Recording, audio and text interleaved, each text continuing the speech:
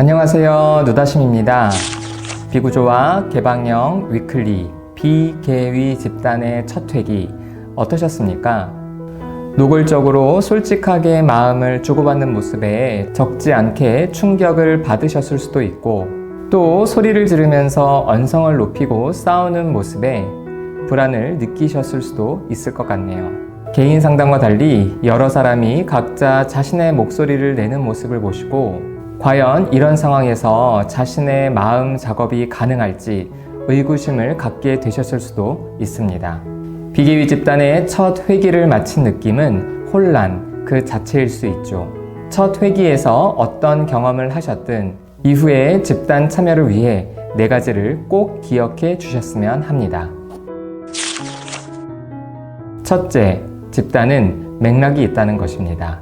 주제를 정하는 구조화 집단, 함께 시작하고 끝나는 폐쇄형 집단, 며칠씩 집중적으로 하는 마라톤 집단과 달리 비계위 집단은 다양한 주제와 역동을 다룹니다. 때로는 어떤 주제, 어떤 역동을 다루는데 수개월이 걸리기도 하죠. 이때 중간에 들어오는 집단원들은 상황을 이해하기 어렵습니다. 별 의미 없는 이야기를 하는 것처럼 보이기도 하고, 한 집단원에게 너무 많은 압박을 가하거나 반대로 너무 많이 참아준다는 느낌을 가지실 수도 있습니다. 여러분이 경험한 것이 무엇이든 오늘 본 장면은 맥락이 있다는 것을 기억해 주세요. 둘째, 집단의 맥락을 궁금히 여겨보세요. 간혹 한 번의 경험으로 집단을 이상한 곳, 이해할 수 없는 곳, 나에게 불친절한 곳, 나를 무시하는 곳이라고 빠르게 판단하시는 경우가 있습니다. 물론 집단이 자신과 맞지 않을 수 있습니다. 하지만 집단이 어떤 곳인지 알기 위해서는 최소 10주가 필요하죠. 그동안 집단에서 어떤 일이 있었는지 궁금히 여기지 않고 자신의 경험만으로 모든 것을 파악했다고 착각하시는 분들은 집단이 아니라 어느 곳에서도 누구를 만나도 실수하실 수 있습니다.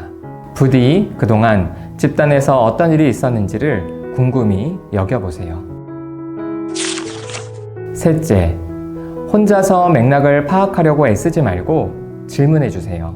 기존의 집단원들이 모두 베테랑처럼 보이겠지만 모두 집단 중간에 들어온 사람들입니다. 이런 면에서 새로 들어온 집단원이 집단의 맥락을 이해하기 위해 질문할 때 대부분은 환영합니다. 오히려 집단은 혼자서 애쓰는 사람을 좋아하지 않습니다.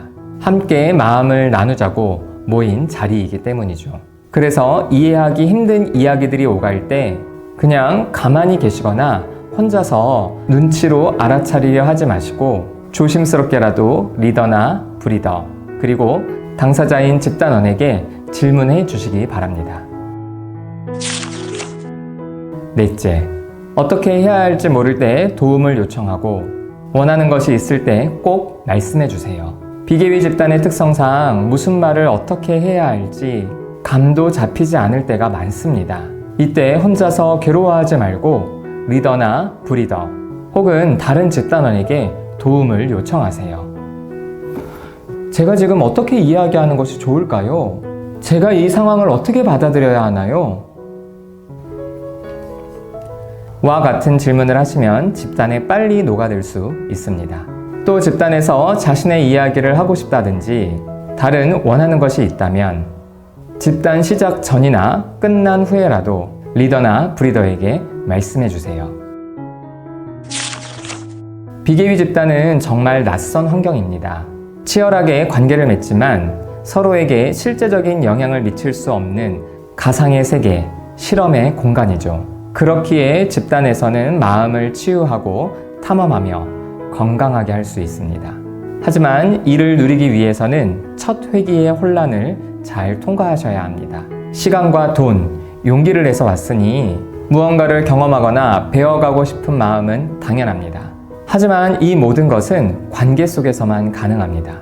혼자라 생각하지 마시고 앞서 말씀드린 4가지를 기억하셔서 그 혼란을 드러내주세요. 그러면 시간이 지날수록 혼란은 사라지고 놀라움과 깨달음을 경험하실 수 있습니다.